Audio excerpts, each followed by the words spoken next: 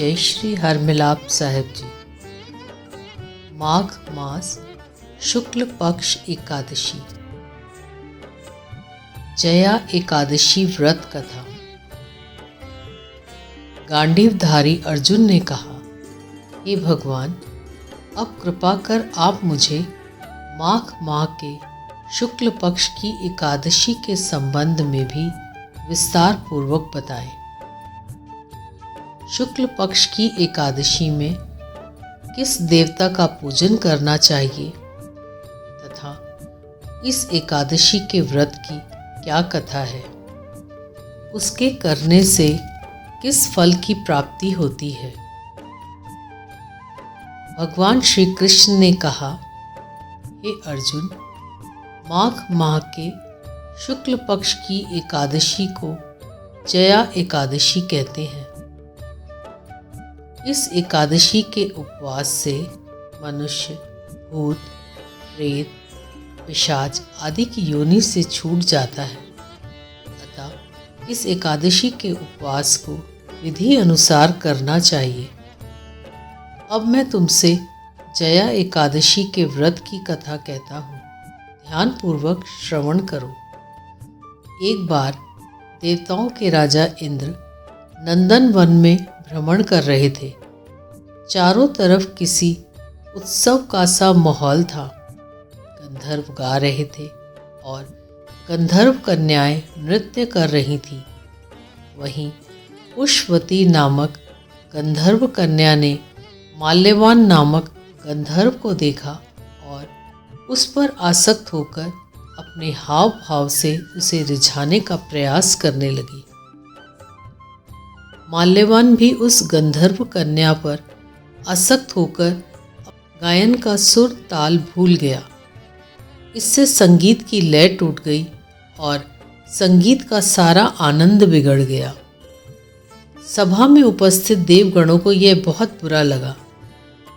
यह देखकर देवेंद्र भी रुष्ट हो गए। संगीत एक पवित्र साधना है। इस साधना को भ्रष्ट करना पाप है। अतः क्रोधवश इंद्र ने पुष्पवती तथा माल्यवान को शाप दे दिया। संगीत की साधना को अपवित्र करने वाले माल्यवान और पुष्पवती, तुमने देवी सरस्वती का घोर अपमान किया है। अतः तुम्हें मृत्यु लोक में जाना होगा। गुरुजनों की सभा में असंयम और लज्जाजनक प्रदर्शन करके तुमने गुरुजनों का भी अपमान किया है। इसलिए इंद्रलोक में तुम्हारा रहना अब वर्जित है। अब तुम अधम, पिशाच, असंयमी का सा जीवन बिताओगे। देवेंद्र का शाप सुनकर वे अत्यंत दुखी हुए और हिमालय पर्वत पर पिशाच योनि में दुखपूर्वक जीवन यापन करने लगे। उन्हें गंध, रस, स्पर्श आदि का तनिक भी बोध नहीं था। वहीं उन्हें असहनीय दुख सहने पड़ रहे थे। रात दिन में उन्हें एक क्षण के लिए भी नींद नहीं आती थी। उस स्थान का वातावरण अत्यंत शीतल था, जिसके कारण उनके रोए खड़े हो जाते थे। हाथ पैर सुन्न पड़ जाते थे। दांत बजने लगते थे। एक दिन उस पिशाच ने अपनी स्त्री से कहा, ना मालूम हमने पिछले जन्म में कौन से ऐसे पाप किए हैं जिनके कारण हमें इतनी दुखदायी यह पिशाच योनि प्राप्त हुई है। पिशाच योनि से नरक के दुख सहना कहीं ज़्यादा उत्तम है। इसी प्रकार के अनेक विचारों को कहते हुए अपने दिन व्यतीत करने लगे। भगवान की कृपा से एक बार माघ के शुक्ल पक्ष की जया एकादशी के दिन इन दोनों ने कुछ भी भोजन नहीं किया और ना ही कोई पाप कर्म किया। उस दिन मात्र फल फूल खाकर ही दिन व्यतीत किया और महान दुख के साथ पीपल के वृक्ष के नीचे विश्राम करने लगे। उस दिन सूर्य भगवान अस्ताचल को जा रहे थे। वह रात इन दोनों ने एक दूसरे से सटकर बड़ी कठिनता से काटी। दूसरे दिन प्रातःकाल होते ही प्रभु की कृपा से इनकी पिशाच योनि से मुक्ति हो गई और पुनः अपनी अत्यंत सुंदर अप्सरा और गंधर्व की देह धारण करके तथा सुंदर वस्त्रों तथा आभूषणों से अलंकृत होकर दोनों स्वर्गलोक को चले गए। उस समय आकाश में देवगण तथा गंधर्व इनकी स्तुति करने लगे। नागलोक में जाकर इन दोनों ने देवेंद्र को दंडवत किया। देवेंद्र को भी उनके रूप में देखकर महान विस्मय हुआ और उन्होंने पूछा, तुम्हें पिशाच योनि से किस प्रकार मुक्ति मिली? उसका पूरा वृतांत मुझे बताओ। देवेंद्र की बात सुन माल्यवान ने कहा, हे देवताओं के राजा इंद्र, श्री हरि की कृपा तथा जया एकादशी के व्रत के पुण्य से हमें पिशाच योनि से मुक्ति मिली है।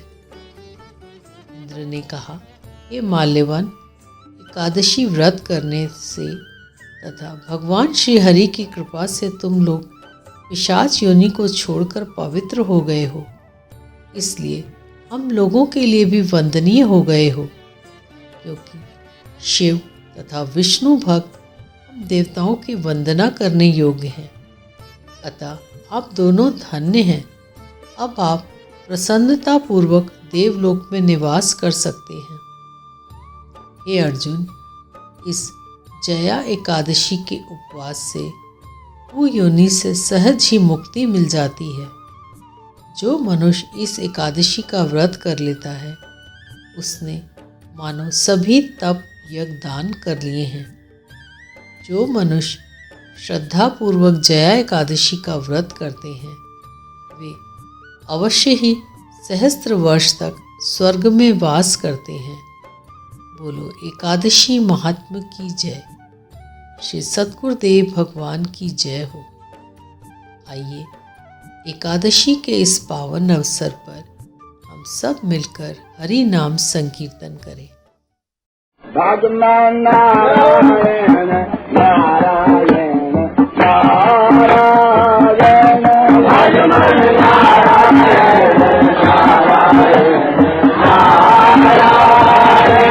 श्रीमन नारायण नारायण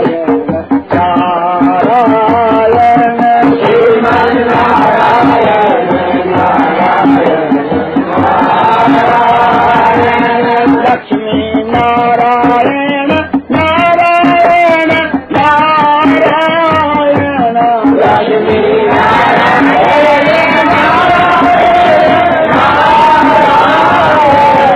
लक्ष्मी नारायण नारायण नारायण, लक्ष्मी नारायण नारायण नारायण,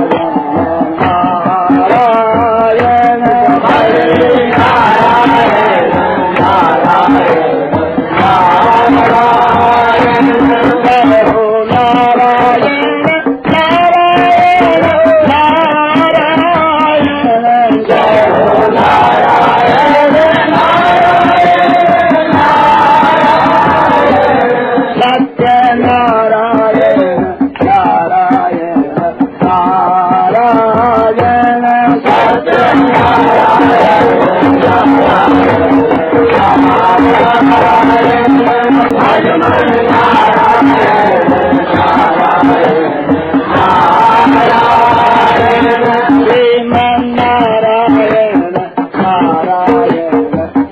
भगवान नारायण नारायण, श्रीमन नारायण नारायण नारायण, श्रीमन नारायण नारायण नारायण, लक्ष्मी नारायण